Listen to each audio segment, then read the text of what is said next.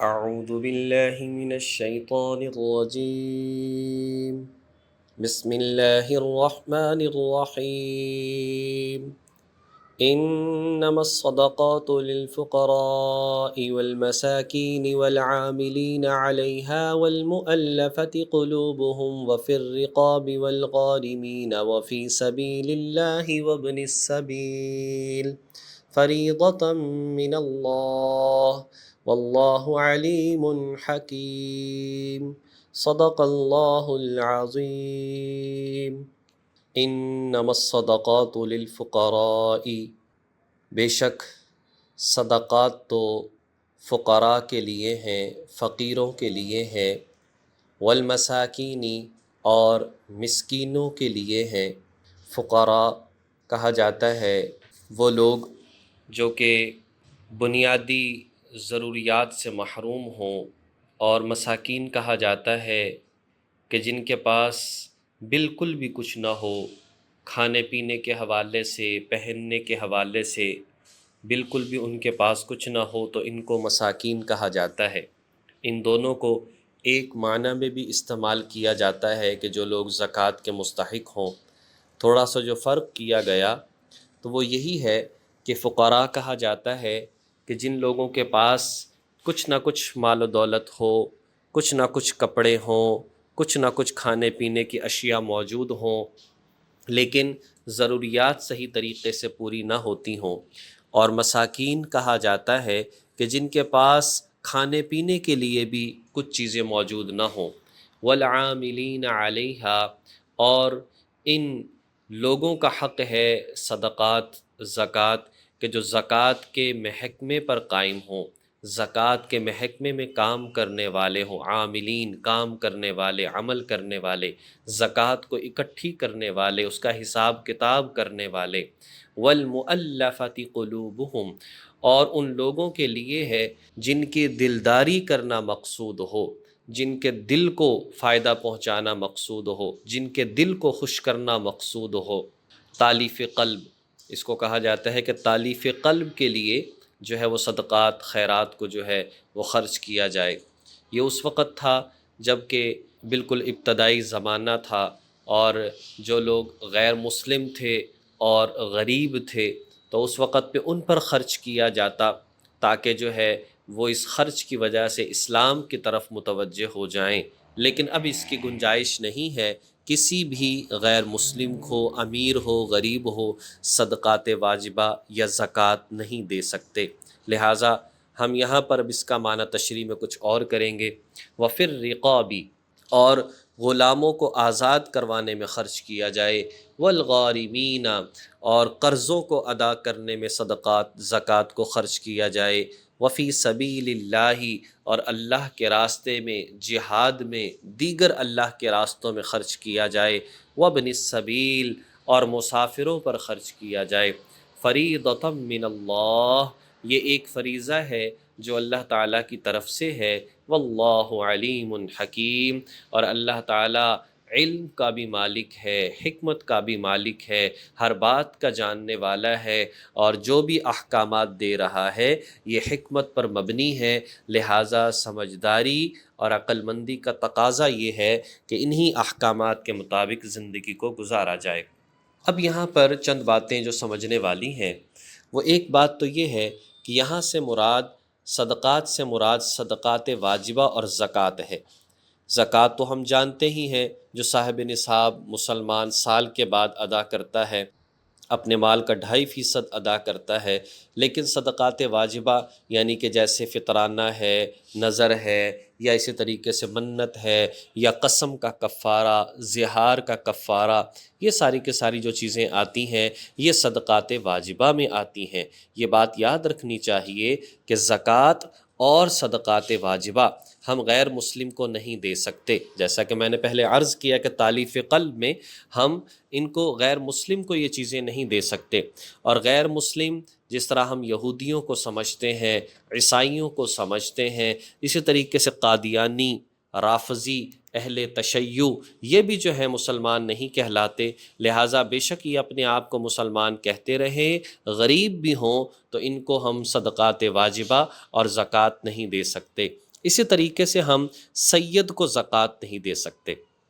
سید کہا جاتا ہے جو حضرت علی رضی اللہ تعالیٰ عنہ کی اولاد سے ہو، یا حضور کے چچا حضرت عباس کی اولاد سے ہو، یا اسی طریقے سے حضرت جعفر رضی اللہ تعالیٰ عنہ جو ہیں حضرت علی کے جو بھائی تھے ان کی اولاد سے ہوں، یا حضرت عقیل یہ بھی حضور علیہ الصلاۃ والسلام کے کزن تھے، اور حارث بھی حضور علیہ الصلاۃ والسلام کے چچا تھے، جو ان کی اولاد سے ہوگا ان پر بھی زکوٰۃ اور صدقات واجبہ خرچ نہیں کیے جا سکتے۔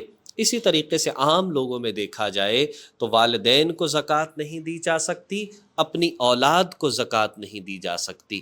اس کے علاوہ رشتہ داروں میں، غیر رشتہ داروں میں جو بھی زکوٰۃ کے مستحقین ہیں ان کو زکوٰۃ جو ہے وہ دی جائے گی۔ اب زکوٰۃ کے مستحق کون سے لوگ کہلائیں گے؟ جن لوگوں کے پاس 52.5 تولہ چاندی یا اس کی قیمت کا بنیادی ضرورت سے زائد سامان موجود نہ ہو تو یہ لوگ زکوٰۃ کے مستحق ہیں۔ جن لوگوں کے پاس 52.5 تولے چاندی یا اس کی قیمت، اس کا ان کے پاس بنیادی ضروریات سے زائد، بنیادی ضروریات 1-2 سوٹ یا اسی طریقے سے کچھ تھوڑا بہت کھانا پینا، ان سے ہٹ کر جو ہے ان کے پاس کوئی بھی ایسی اشیاء گھر کے اندر موجود نہیں ہے کہ جن کی مالیت 52.5 تولے چاندی کی قیمت کو پہنچتی ہے، تو لہٰذا ایسے لوگ جو ہیں یہ زکوٰۃ کے مستحقین کہلائیں گے۔ اب سوال پیدا ہوتا ہے کہ 52.5 تولہ چاندی کتنے کی بنتی ہے؟ تو آج کل کے حساب سے یہ اکتوبر 2021 چل رہا ہے، تو اس وقت میں اگر دیکھا جائے تو آج کل کے حساب سے تقریباً جو ہے 52.5 تولے چاندی کی جو قیمت ہے وہ 94,000 روپیہ بنتی ہے، 94,000 بنتی ہے، اس لیے کہ تقریباً جو ہے وہ 1,800 روپیہ اس کے لگ بھگ جو ہے وہ تولہ چاندی کا ریٹ ہے۔ بہرحال جو بھی اس کی مالیت نہیں رکھتا لہٰذا اس کو جو ہے وہ زکوٰۃ دی جا سکتی ہے۔ اسی طریقے سے والعاملین علیہا، وہ لوگ جو کہ زکوٰۃ کے محکمے میں کام کرنے والے، یہ بات یاد رکھی جائے اسلامی حکومت کی ذمہ داری ہے کہ وہ مسلمانوں کے اموال ظاہرہ سے زکوٰۃ وصول کر کے مستحقین میں تقسیم کریں، تو لہٰذا جن کی وہ ذمہ داری لگائیں، جیسے کہ پہلے اسلامی نظام ہوتا تھا، کچھ لوگ مقرر ہوتے تھے جو زکوٰۃ اکٹھی کرتے تھے، اس کا حساب رکھتے تھے، غربا تک پہنچاتے تھے، لہٰذا جو لوگ یہ کام کرنے والے ہیں ان کو بھی اسی زکوٰۃ کے پیسے میں سے جو ہے وہ تنخواہیں دی جائیں گی، لہٰذا یہ بالکل جائز ہے، تو اس لیے یہ بات یہاں پر آ گئی۔ اور اس کے بعد آیا وَالْمُؤَلَّفَةِ قُلُوبُهُمْ، تالیف قلب، تو میں نے عرض کیا کہ چونکہ غیر مسلموں کو ابتدائی اسلام کے زمانے میں دی جاتی تھی، اب نہیں دی جائے گی۔ اب اس کا مطلب کیا ہوگا؟ وہ نو مسلم یعنی وہ مسلمان ہونے والے نئے لوگ جو کہ غریب ہوں اور زکوٰۃ کے مستحق ہوں، اگر اس بات کی ضرورت محسوس کی جائے کہ ان کو اگر خرچ کیا جائے تو یہ اسلام پر جمے رہیں گے، اور اگر ان کو نہ دیا گیا تو شاید یہ ایسی انتہائی زیادہ غربت کی وجہ سے اس وقت میں یہ اسلام سے پھر جائیں، تو اسلام پر جمے رکھنے کے لیے ان لوگوں پر خرچ کیا جائے، اس کا مطلب ہے تالیف قلب پر خرچ کرنا۔ وفر رقاب، ایسا ہوتا تھا، اب اس مصرف پر خرچ نہیں کیا جا سکتا، اس لیے کہ اب غلامی کا سلسلہ ہی نہیں ہے۔ پہلے ایسا ہوتا تھا کہ آقا اپنے غلام لونڈی سے یہ بات کہتا، اتنے پیسے مجھے کما کر لا کر دے دو تو میں تمہیں آزاد کر دوں گا۔ اب یہ غلام بیچارہ نکلتا، یہ کسی کے پاس کام کرتا، کسی کے سامنے یہ بات آ گئی کہ اگر جو ہے اتنے پیسے اس کے پاس آ جائیں تو یہ آزاد ہو جائے گا، تو اس غلام کو زکوٰۃ کے پیسے دیے جا سکتے ہیں تاکہ یہ اپنے آپ کو آزاد کروا لے۔ والغارمین، اسی طرح کوئی بیچارہ مقروض ہے اور ایسا کہ وہ اپنا قرض ادا کرتا ہے، تو اگر اس کے سارے اثاثے جو ہیں وہ بھی اگر وہ ان کو بیچ دے اور پھر وہ بنیادی ضروریات سے محروم ہو جائے گا، لہٰذا اس کے پاس کچھ نہیں بچے گا، تو ایسے بندے کو جو کہ مستحق ہے اس کا قرضہ ادا کر دینا یہ بھی زکوٰۃ کا ایک مصرف ہے۔ وفی سبیل اللہ، اللہ کے راستے میں سب سے بہترین صورت تو اس کی جہاد ہے۔ جہاد کے لیے مجاہد جانا چاہتا ہے لیکن اس کے پاس نہ تو سواری ہے، نہ اسلحہ ہے، نہ اس کے پاس ایسا لباس لباس ہے، نہ آنے جانے کا خرچہ ہے، تو اس کو پیسے دے دیے جائیں اور زکوٰۃ کے پیسے سے امداد کر دی جائے، تو یہ ہے اللہ کے راستے میں خرچ کرنا۔ اسی طرح سے اور دیگر جو اللہ کے راستے میں خرچ کرنا ہے، کسی غریب کی امداد کر دینا، یا اسی طریقے سے تعلیمی جو ادارے ہیں، مدرسے ہیں، بچوں پر خرچ کر دینا، یہ سب اللہ ہی کے راستے کہلاتے ہیں۔ وابن السبیل، مسافر پر، ایسا شخص جو کہ مسافر ہے اور اپنی سفر کی ضروریات کو پورا کر کے وہ اپنے وطن واپس نہیں جا سکتا، اتنے پیسے اس کے پاس نہیں ہیں، چاہے اپنے مقام پر وہ کتنا ہی مالدار ہے، تو ایسے شرعی مسافر پر زکوٰۃ خرچ کر کے اس کی امداد کی جا سکتی ہے۔ تو یہ سارے کے سارے 8 مصارف ذکر فرمائے، کہا کہ فریضۃ من اللہ، یہ اللہ تعالیٰ نے تم پر فرض کیا ہے اور اللہ نے حکم دیا ہے، لہٰذا اس اللہ کے حکم کو خوب سمجھنا چاہیے اور اس کے مطابق اپنی زندگی کو گزارنا چاہیے۔